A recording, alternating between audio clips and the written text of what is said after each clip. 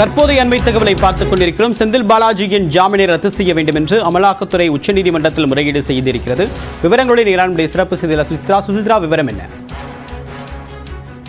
தேவா, அமைச்சர் செந்தில் பாலாஜியினுடைய ஜாமீனை ரத்து செய்ய கோரி தற்போது அமலாக்கத்துறை கூடுதலாக ஒரு மனுவை உச்சநீதிமன்றத்தில் தாக்கல் செய்துள்ளது. மிக முக்கியமாக சட்ட விதிகளை மீறும் வகையில் அவர் செயல்பட்டுள்ளதாக குற்றச்சாட்டை முன்வைத்து இந்த ஒரு மனுவை தற்பொழுது அமலாக்கத்துறையினுடைய சார்பாக அதிகாரப்பூர்வமாக உச்சநீதிமன்றத்தில் தாக்கல் செய்துள்ளார்கள்.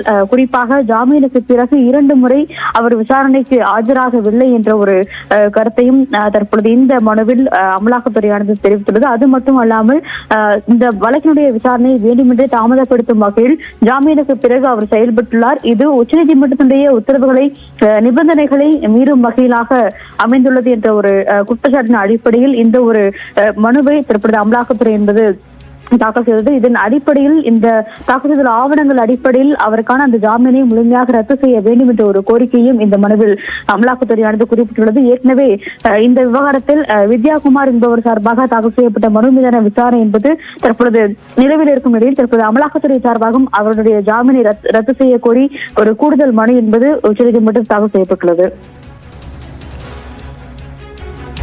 தகவலுக்கு நன்றி சுசித்ரா.